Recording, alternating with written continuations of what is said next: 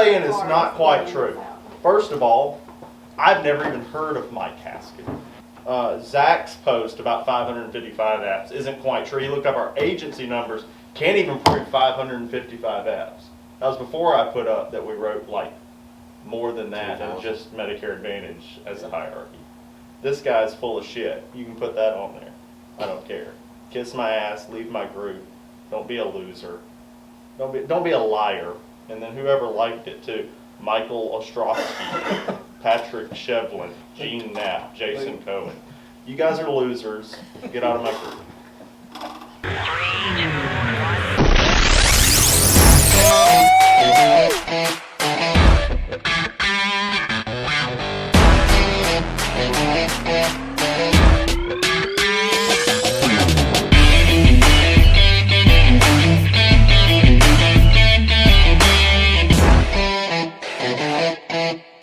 So, anyway, it was the first AEP for several people, and Seth had a good idea to like talk about first AEP experiences.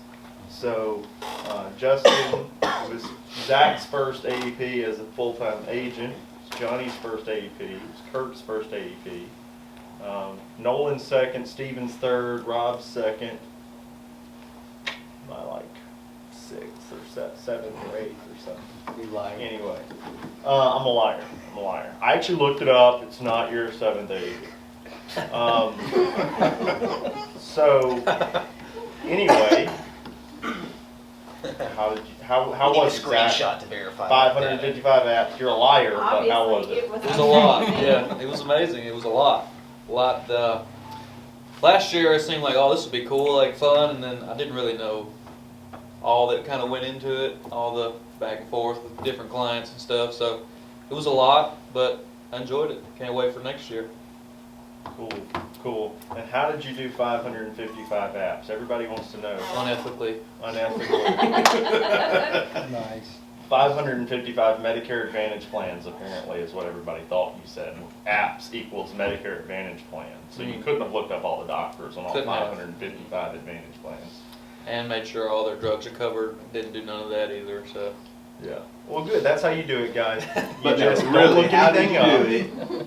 So, The main thing was bundling across. yeah, I'm writing at least 2 to 3 apps on everybody. There are some people that I just did like a prescription plan on, but most people that I talked to I at least did two apps on. So I'd say we were averaging 2 this year. If it was Medicare Advantage, a lot hit. If it was Medicare Supplement, you're saving them money. Maybe you get a dental in there. But you probably averaged out to 2 because every now and then you get 3. A lot of times you're sitting with husbands and wives.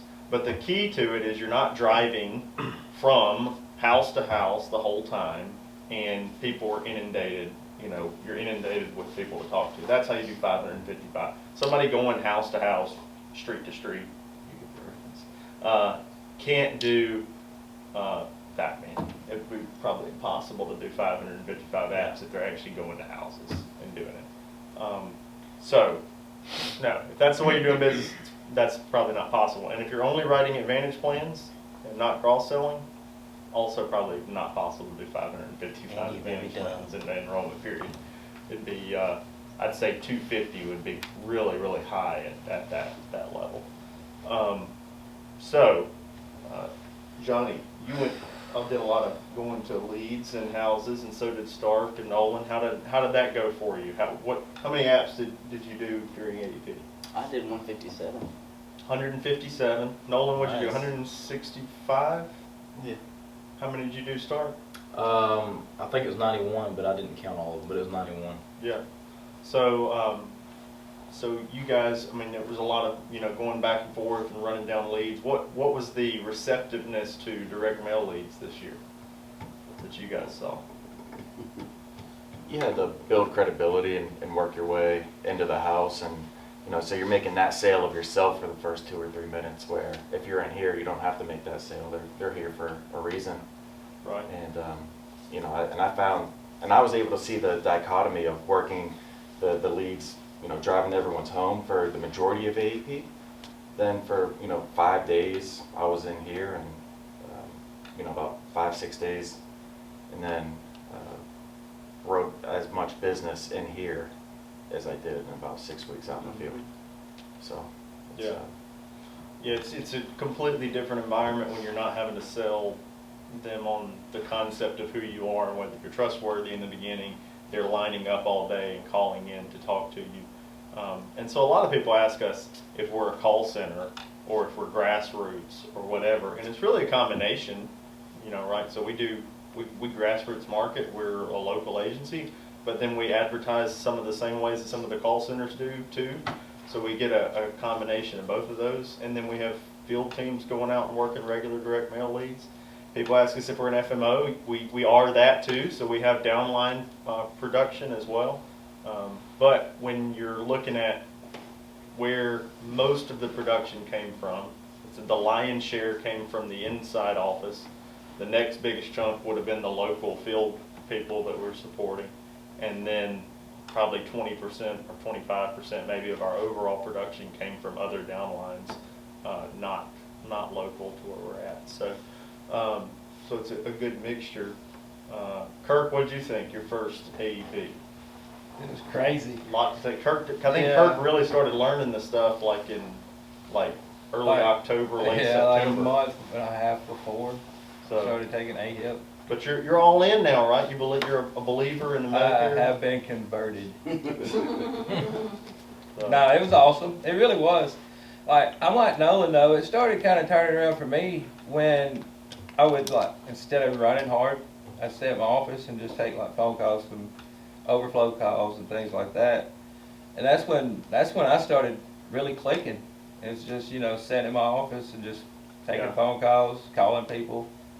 Yeah, it's It enough is of more efficient. enough of an issue to have to get into people's house and get them to trust you, but if you have some sort of flow of people, there's also the concept that when you're inundated, you learn more scenarios quickly, and you get so well rehearsed at those scenarios, all the way down to filling out the electronic applications and doing scopes and all that kind of stuff, but even more advanced stuff that comes up, there's times where, somebody comes in and you're looking up drugs. I've looked them up so many times that there's certain drug lists that I can look at and I can tell you, all this allopurinol, citalopram and this, I know those are all going to be tier 1 in this plan. I don't even have to look some of those up. You gets to where you're able to bypass some of that. And also when you're grassroots and local too, even the doctors, you get somebody that says, I just use this doctor. It's the only one I care about. I've looked that doctor up 6 times this year already. I know they're in this network. So that cuts a lot of it out too. Not having to look every single incremental thing up, because a lot of these people are pretty easy. Now you get some people that come in and they're like, I use this doctor and this doctor and this doctor and this doctor, and you have to do that. And when you're a call center, like a legit nationwide call center, and you're looking up Advantage Plan doctors in other areas, you are going to have to look those up every single time, because those are different doctors every time. But when 90% of the clients you're writing are within 40 or 50 miles of where you're at, you start hearing the same doctors over and over again. So that cuts some of the busy work out of it as well. So so it's just an efficiency play for us. But for somebody starting out and going out and having to create their own leads, it's not ever going to be 555 apps their first year. And then there's different models too. Like somebody will I want to go work for Justin's office, but it's a different pay scale, so it probably evens out. Like you could do 150 apps and probably get paid the same for Zach doing 550. And while he's stressed out because he's having to do so many applications, another guy might be stressed out just trying to get people to trust them enough to do the applications. So it's not like one way is better than the other. When you can, so a lot of people think well, I'd never be LOA, and then some people think, well, I want to be, I want to do 555 applications. It's hard to have it both ways. And if you create a machine that produces enough to do 555 applications, there's really not an in-between, so it gets past that, and then you have to hire help. So until you're wanting to build a legitimate agency, you'd be struggling just to get for an individual to do 555 apps a year. So anyway, what else? What did we learn this year? What are we going to do? We know we need more people. We definitely need more people. Did anybody do any paper apps I did probably 3 to 4. during the I AEP? did a handful. Okay. So Very everybody used the technology that was given? Did that speed you up, slow you down? Speed up. Speed you up? Yeah, for the most part. We were That's fortunate what this it's year. designed to do, so if it slowed you down, like, we could figure out ways where we could get more efficient on that. You know, just for instance, I was sitting with Kurt and showing him some things after AEP ended, and he was like, wow, I wish I knew that, you know, during AEP. But again, we were kind of thrown into the fire with you, and you just Yeah. went straight into it. So it was a huge learning curve that you didn't have a whole lot of time for. But now, like I said, you can kind of hone that craft, and by the time you get to the next AEP, you'll be so efficient in the tools and you know, everything that you've been given, that it'll be, you know, mindless to go through. Where at this point, you know, you would probably have to think about a lot of it, slow down, actually read each question for question, because again, you're just unfamiliarity with actually submitting the applications that way. Yeah. So, We're very fortunate too, you know, we're at a time where the electronic applications with every carrier, whether it's Aetna Quote and Enroll or Ascend for WellCare and Aetna, MA, or UHC Jarvis even, and then we had Medicare Center Connector version, we had One Life's Connector version, we had Sunfire technically, which we'll probably get more into this year. We had the CSG, Scope of Appointment Access. It's like pretty much any software platform that anybody in the industry is using, we all had access to it to some degree. And this year, I'm probably going to try to get it to where all of our carriers are in one platform. So we need to find out which one we want to use the most and make sure that, you know, we can get them all in one platform, because we had a little bit of a scatteredness about what carriers were in which, but it got pretty easy, honestly, towards the end to know, okay, well, if I'm using, for me, if it was using Humana, WellCare, United Healthcare, I'd go through One Life's DRX platform, and if I was using it for Aetna MA, I'd go through the Medicare Center, which was funny because that's not even the way the contracts were aligned, but we'll work on that this year for sure, trying to get everything into one platform, because I don't see why it shouldn't be able to do but that. I think the technology had a big thing to do with it. Like, that was my response to the person that said, like, how in the world did you do this? There's no way you did that. And I was like, you know, I don't think, we're not cheating, we're just utilizing the tools that we're given from the carriers and from our uplines and things like that. And the more you can use that, I mean, them tools are built to make you more efficient. Who had the most apps? 555 wasn't the most. No, Rob Rob had the most. was close to 600. 600. It was 590 something, wasn't it? Yeah, well, there's a discrepancy, so we gotta, He Rob's says demanding a 605. recount. He's demanding a recount. For the election. There were some hanging chads. He on thought I was the, a Democrat. That's really what it was going down to. He demanded a recount, so. He wants a recount. It's on- close to 600. He wants a recount to see how much his margin of victory. Right. So, but what did I have? 490? I'm petty like that. For Yeah, 40 apps 20 wasn't enough. I got to something, get 50. Let's see whose profit 40, margin I was think it high. was. I bet my value per client was Well, high. yeah, because you got like 5 or 6 annuities in there. Huh? You had 5 or 6 annuities in Well, there. even counting those out, I think, like, one thing that I would, you know, recommend if a client is already like an agency client and it's a drug plan change, you know, when it's to save $30, I'm really avoiding the switch over minuscule amounts. You know, and I think that there was a little bit of flopping on certain plans to save $20 or $30. And most of those clients have been completely satisfied to stay, or some of those clients who have been satisfied to stay where they're at. Some of them hate the drug plan so much that they want to change, even if it's just going to save them $20 just because they hated the last one so much. But I had a lot of my Envision clients come back. That's what bogged me down this AP a lot. I had that too. Envision really. Because man, that was like my jam, man. I was like Envision. It's like Screw they all you, came back. Envision. But I would say that I agree. I don't know if my profit margin was as high as it was my first AEP, but a lot of it was because I did get bogged down with the Envision stuff. So Yeah. having the more people would have made it easier for me also to bundle more in some cases. But when you're Yeah. trying to, So we were trying to figure this out. Like if we had 2 more agents in the office all year long, 2 more agents in, or all year, or all AEP next year. Even if it was the same exact volume, which would probably be bigger, it just seems it grows every year, but if it's the same exact volume, and we had 2 more this past AEP, let's say, the overall individual app count probably would have went down a little bit, but it would have also lightened your load a little bit, so you would have had more time with each client to cross-sell, to bring up other things, or even to, but my biggest thing is I think we lost a lot of people to not being able to call them back. Well, yeah, I know I did, but the other thing is for the external agents, which is good for them, and I didn't mind doing it, but I probably dumped off 40 to 60. I mean, it was just too much. You couldn't do it. And that'll probably continue Yeah. next year as well, but I do want, we probably will look for 2 more, by AEP. What was I? So, yeah, we're working on a lot of different things to make it better. This was the first year really having a field team, and I think it still ended up going pretty well for them. And by having a whole year plan for that, we'll definitely Absolutely. go well. And then being able to increase the staff in here. I mean, Megan was brand new, and she'll probably know a ton more next year too, which will ward off like certain phone calls. And then we may have another administrative person too. Actually, we will. We're going to have a full-time accounting person, which will help out me. So it was good.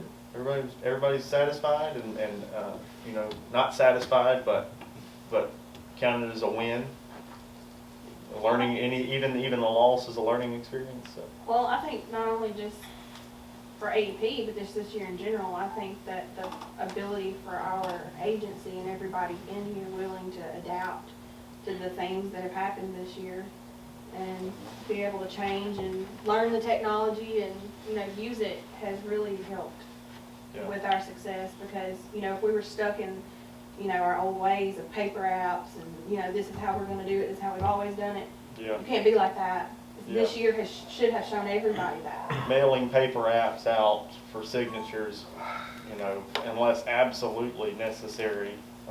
It's not even really like a functional concept, because once you get within about 10 days of the end of AEP, you can't do that. There's not enough time to make sure it goes through.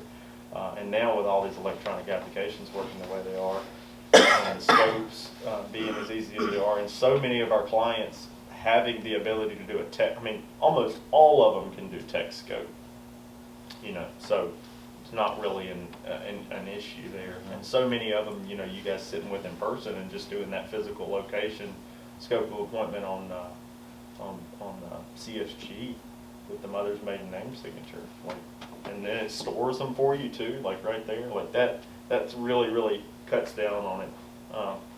So anyway, I think it was a good year. Can't wait to blow it out of the water next year. And we'll probably do a video next week on breaking down our numbers a little bit more, so we can see where we were strong and where we were weak. We're really weak on life insurance. I think there's a huge play to be made in the off season there. I think we'll probably maybe start trying to get a little bit more P&C reviews in there and cross-sell life insurance in the slow season, probably like March, April, May time frame. Try to bring in some business like that, but it was pretty weak. Like when you look at almost $5 million in MedSup premium, probably will end up being $5 million in MedSup premium by the end of the year, and from what I can tell, it's about $104,000 in life premium for the whole year, which is pretty low. But we can, and it's like almost 700 Advantage plans. Obviously you're not cross-selling a life in the Advantage plan appointment, but once they're a client, following up with them. I think as many clients as we have, we should be able to be following up. Anybody, we should pull an entire list of anybody that you did an underwritten Aetna MedSup, should definitely be calling them back and letting them know that they for 180 days past the date of approval or effective date of that underwritten MedSup, they qualify for super preferred life insurance rate. After that, they don't. They have 6 months, no health questions. As long as they got through the underwritten app for the Aetna, they now qualify for that super preferred life rate. It's a really good rate, and if you write that one, you get a big commission bump on it too. So that would be a really good thing to follow up with. So, and we wrote a ton of that, so we should pull a list of the Yeah, I was just entire- thinking if there's a way we could pull a list and mail them people directly. This way, like AARP mails their clients, you know, their life insurance. I've already been thinking about the way the banks send me stuff all the time. It's like, Right. just fill this out. You qualify for this life rate. I've been thinking about mailing the whole, like, damn client list. Like, I bet we'll get a huge response if we just did a direct mailer to our client base for I a just life want them to insurance fill it back policy. out, like a soft app, send it back to us, and then we call them to ask them the rest of the stuff and see if they qualify. I think it'd be worth it to do it. You make your money back at least. We don't have to put a premium on there because it's such a diverse group of people. We could just put, you know, You qualify for a new life. where, Is you it- know, like you said, something it's the like same we're thing you're 90% getting sure for- you're qualified for a $10,000, you know, final expense policy right now, and then send it out and we'll create a bunch of leads. Yeah. But if you have a small book right now, you should just be calling through it. And if you were, you know, 100 clients, just be calling through that 100 clients and do it. You know, you guys that are, you know, I tell everybody, if when you're new and you have less than 500 clients, you should be babying the hell out of those clients. Especially if you got them off of direct mail, because they will leave you on direct mail too. They're not the same as the people that walked in here or called in here, because those people have some sort of brand loyalty. It's like people that buy Coca-Cola over Sam's Choice Coke. They just feel better about it, you know? But when they're a direct mail client, you gotta take real good care of them or you could lose them. And the money in Medicare is not in losing a client every year. It's keeping them happy over a long period of time. And if you keep them happy for a couple of years, then even if you got too big to be able to take as good a care of them, they remember those first couple of years. So anyway, take care of them. All right, good meeting. Good stuff. You're all fired. AEP's Selling over. Selling the business to integrity. Oh, God. I'm gonna move to the Bahamas.